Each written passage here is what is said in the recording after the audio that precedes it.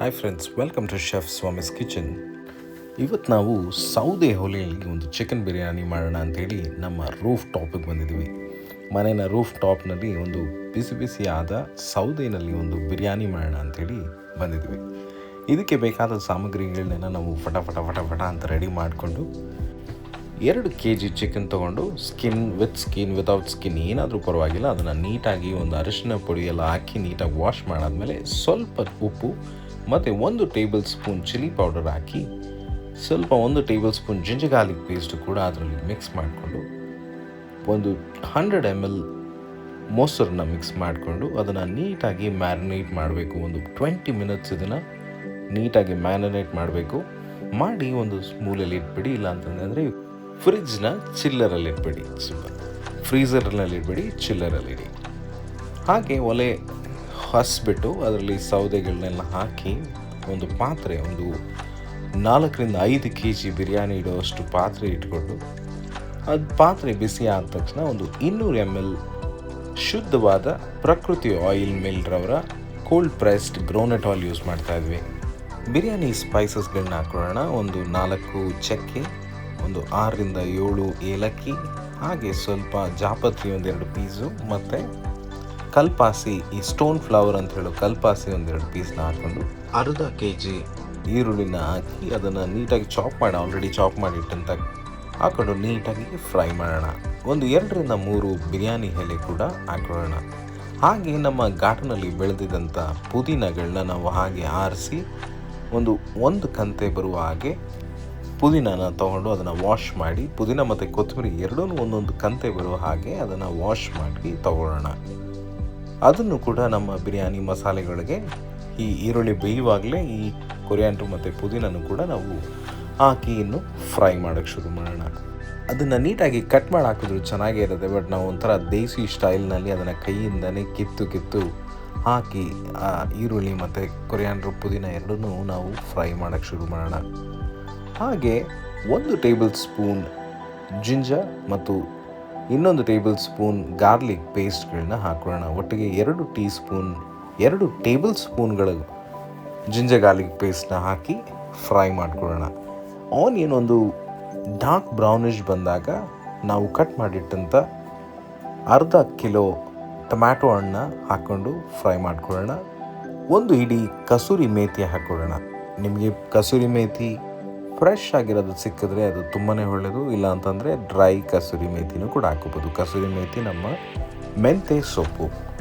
ಇಷ್ಟು ಆನಿಯನ್ ಎಲ್ಲ ಬೆಂದಾದಮೇಲೆ ನಾವು ಮೊದಲೇ ಮ್ಯಾರಿನೇಟ್ ಮಾಡಿಟ್ಟಂಥ ಚಿಕನ್ನ ಹಾಕಿ ಇದೇ ಮಸಾಲೆನಲ್ಲಿ ಡ್ರೈ ರೋಸ್ಟ್ ಮಾಡ್ಕೊಳ್ಳೋಣ. ಡ್ರೈ ರೋಸ್ಟ್ ಮಾಡಿ ಒಂದು 20-25% ಅದು ಬೆಂದಾದಮೇಲೆ ನಮಗೆ ರುಚಿಗೆ ತಕ್ಕಷ್ಟು ಉಪ್ಪು ಇದನ್ನು ಹಾಕಿ ನೀಟಾಗಿ ಬೇಯಿಸೋಕ್ಕೆ ಶುರು ಮಾಡೋಣ. ಬೇಯ್ತಾ ಆಲ್ರೆಡಿ ಚಿಕನಲ್ಲಿ ಸ್ವಲ್ಪ ನೀರು ಬಿಟ್ಟಿರುತ್ತೆ. ನೀವು ಎಷ್ಟು ರೈಸ್ ಹಾಕ್ತಿರೋ ಅದಕ್ಕೆ 1 to double.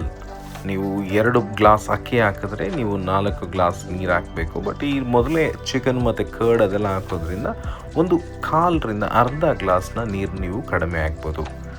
ಇಷ್ಟೊತ್ತರಲ್ಲಿ ನಿಮಗೆ ಎಷ್ಟು ಅಕ್ಕಿ ಬೇಕು, ಬೇಸಿಕಲಿ 2 kg ಚಿಕನ್ಗೆ 2 kg ಅಕ್ಕಿ ಬೇಕು. ಯಾವುದೇ ಅಕ್ಕಿ ಆದರೂ ಪರವಾಗಿಲ್ಲ, ಅದನ್ನು ಈಗಲೇ ವಾಶ್ ಮಾಡಿ ಒಂದು 15-20 ಮಿನಿಟ್ಸ್ ಅದನ್ನು ಹುಣಿಯಕ್ಕಿಡಬೇಕು. ಆ ಹುಣಿಯೋಷ್ಟರಲ್ಲಿ ನೀವು ಈ ಮಸಾಲೆಗಳನ್ನೆಲ್ಲ ಹಾಕಿ ಹೆಚ್ಚು ಕಡಿಮೆ ಒಂದು 50% ನಿಮ್ಮ ಚಿಕನ್ ಎಲ್ಲ ಬೆಂದಿರೋ ಟೈಮ್ನಲ್ಲಿ ಈ ರೈಸ್ನ ನಾವು ತೆಗೆದು ಅಲ್ಲಿರೋ ನೀರನ್ನೆಲ್ಲ ಹುಣಿದು ಬರೀ ರೈಸ್ನ ಮಾತ್ರ ಈ ಬಿರಿಯಾನಿ ಮಿಶ್ರಣದೊಳಗೆ ಹಾಕ್ಕೊಡಿ. ನಾವು ಆಲ್ರೆಡಿ ಹಾಕಿದಂಥ ಚಿಕನ್ ಮಸಾಲೆಗಳೆಲ್ಲ ಹಾಕಿರೋ ಒಂದು ಚಿಕನ್ ಪಾತ್ರೆಯಲ್ಲಿ ನಾವು ಈ ರೈಸ್ನ ಹಾಕ್ಕೊಳ್ಳೋಣ. ಈಗ ನೀವು ಮಿಕ್ಸ್ ಮಾಡ್ಕೋಬೇಕು ನೀಟಾಗಿ, ಬಟ್ ತುಂಬ ಅದನ್ನು ಪ್ರೆಷರ್ ಕೊಟ್ಟು ಮಿಕ್ಸ್ ಮಾಡೋ ಅವಶ್ಯಕತೆ ಇಲ್ಲ. ನೀವು ಅಷ್ಟು ಪ್ರೆಷರ್ ಕೊಡೋಕ್ಕೆ ಹೋದರೆ ನಿಮ್ಮ ರೈಸ್ ಎಲ್ಲ ಮುರಿದೋಗ್ಬಿಡುತ್ತೆ, ಒಂಥರ ನುಚ್ಚು ಥರ ಆಗಿಬಿಡುತ್ತೆ. ಈ ಟೈಮ್ನಲ್ಲಿ ನೀವು ಟೇಸ್ಟ್ ಮಾಡ್ಕೋಬೇಕು. ಸ್ವಲ್ಪ ಕುದಿ ಬಂದಾಗ ನೀವು ಟೇಸ್ಟ್ ಮಾಡ್ಕೊಳ್ಳಿ.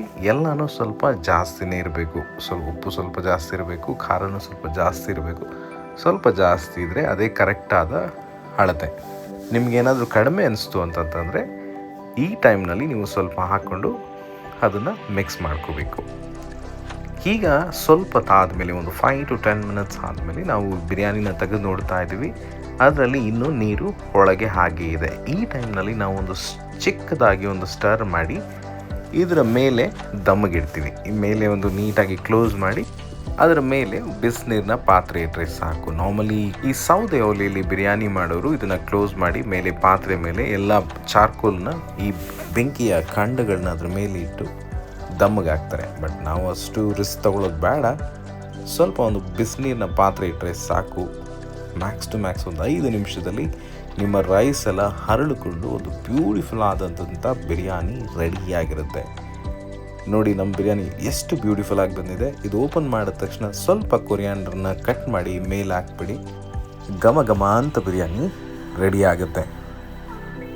Thanks for watching friends. ಇದೇ ನಾವು ನಮ್ಮ ಸೌದೆ ಒಲೆಯಲ್ಲಿ ಮಾಡಿದಂಥ ಬಿರಿಯಾನಿ ಬ್ಯೂಟಿಫುಲ್ ಆಗಿ ಬಂತು. Taste was amazing. ನಾವು ತುಂಬಾ ಎಂಜಾಯ್ ಮಾಡಿದ್ವು.